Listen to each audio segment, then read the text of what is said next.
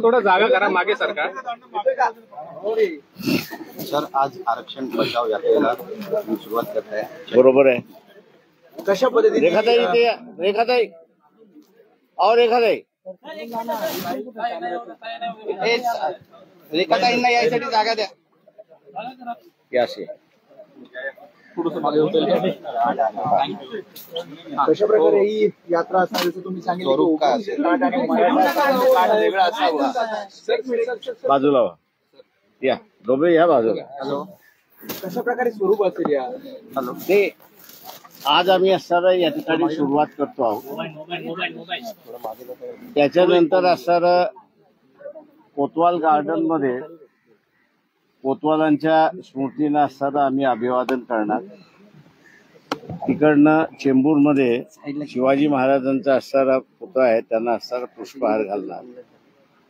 आणि दुपारी जे आहेत 3:30-4 वाजता हे आम्ही पुण्याला पोहोचणार आहोत.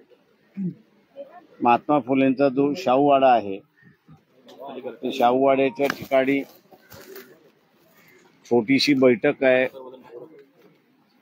आणि त्यानंतर साताऱ्यामधलं नायगाव जे आहे सावित्रीबाई फुलेंचं असणारं जन्मस्थान आहे तिथे वंदन करणार. आणि कोल्हापूरला असताना आम्ही या ठिकाणी मुक्काम करणार.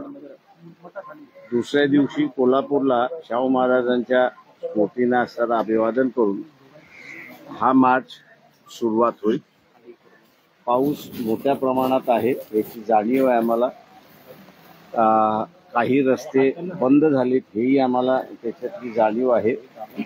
परंतु ओबीसी कार्यकर्त्यांचा जो उत्साह आहे हा मोठ्या प्रमाणात आहे. पाऊस असला तरी ही आपली यात्रा निघालीच पाहिजे असा निर्धार झालेला आहे. आणि त्याच्यामुळे पावसातही हा लढा उभा आम्ही त्या ठिकाणी करतो.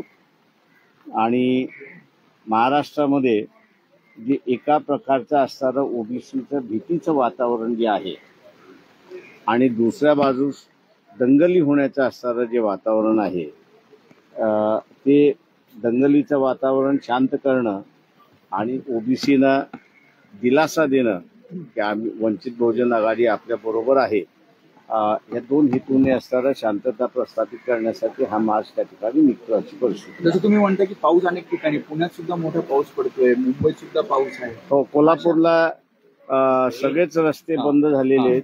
पण आमचा सांगलीला जाण्याचा जो रस्ता आहे हातकणंगले मार्फत तो मोकळा अजून आहे. आणि त्याच्यामुळे आम्ही आमचा रूट जो आहे कोल्हापूर हातकणंगले आणि सांगली मिरज असा जो आहे तो मोकळा आहे. मिरजेनंतरचं जे आहे वातावरण ते एवढं ज्याला म्हणता येईल पाऊस निश्चितपणे आहे. पण ज्या पद्धतीने कोल्हापूरमध्ये आहे, साताऱ्यामध्ये आहे, पुण्यात आहे, मुंबईत आहे त्या प्रमाणात तो नसल्यामुळे यात्रा ही कंटिन्यू. नेत्यांना तुम्ही निमंत्रण दिले, पंकजा मुंडेंना दिले, शरद पवारांना दिले, छगन भुजबळांना दिले, आणि सगळ्यांनाच निमंत्रण दिले. येणार आहे काही सांगितलंय? अजून कोणाचंच आलेलं नाही. फक्त सोशल मीडियावरती छगन भुजबळ यांचं ट्विट आम्ही बघितलं. शुभेच्छा त्यांनी दिलेल्या आहेत. अपेक्षा आम्ही करू की त्यांनी कुठे नाही कुठेतरी जॉईन व्हावं.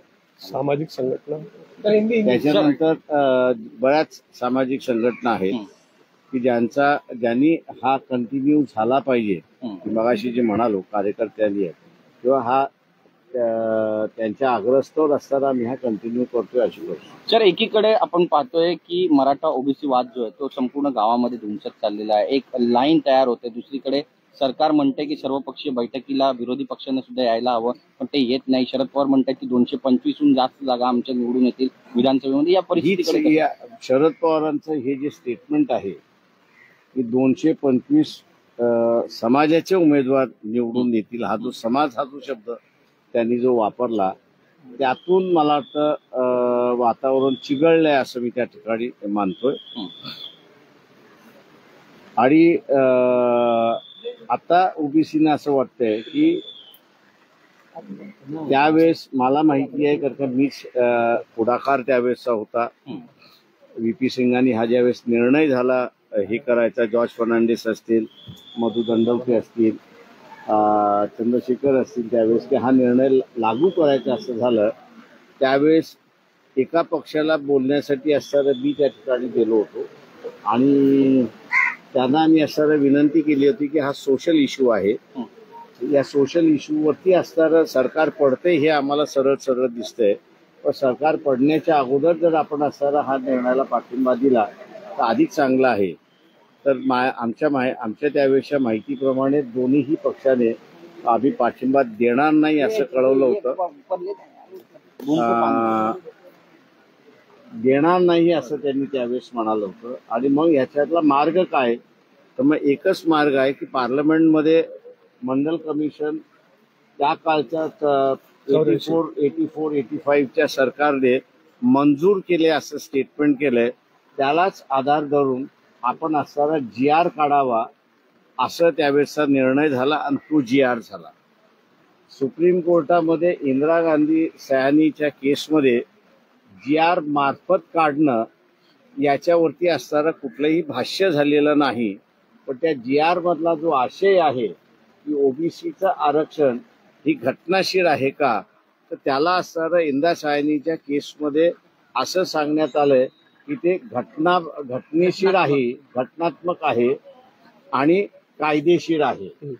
परंतु GR मार्फत काढणं हा जो आहे, म्हणजे आता जो खेळ चाललाय मला असणारा जो दिसतोय तो की GR हा एमेंड केला जाऊ शकतो, GR हा स्टे सुद्धा केला जाऊ शकतो किंवा त्याच्यामध्ये बदलही केला जाऊ शकतो. ही जी आकडेवारी आता येते लोकसभेच्या निवडणुकीनंतर की आम्ही 225 हा जो आकडा त्या ठिकाणी आलेला आहे आणि लोकसभेमध्ये 31 गेलेली असणारी परिस्थिती आहे. मोदींचं सरकार आपण असताना बघितलं तर 22 ऍडिशनल मतं आहेत अशी परिस्थिती आहे. 22 कमी झाले तर त्यांचं सरकार कोसळतंय अशी परिस्थिती आहे. तर एका बाजूला हा 31चा जो खासदारांचा संख्या आहे ती, आणि दुसऱ्या बाजूला महाराष्ट्राच्या असेंब्लीमध्ये 225 आणून ओबीसींचंच आरक्षण बंद करायचं का, हाच या पुढच्या खेळ होण्याची शक्यता आहे. आणि म्हणून आम्ही असणारा ओबीसीला आता हे करतोय की निश्चय करा की हे आरक्षण जर वाचवायचं असेल तर ओबीसीनी किमान 100 आमदार या विधानसभेमध्ये आणले पाहिजे, म्हणजेच आरक्षणाची संकल्पना ही कायम राहते आणि ज्याला कोणाला आरक्षण मागायचं आहे त्याचाही रस्ता मोकळा राहतो अशी परिस्थिती आहे. सर हिंदी में जानना चाहते हैं जिस पर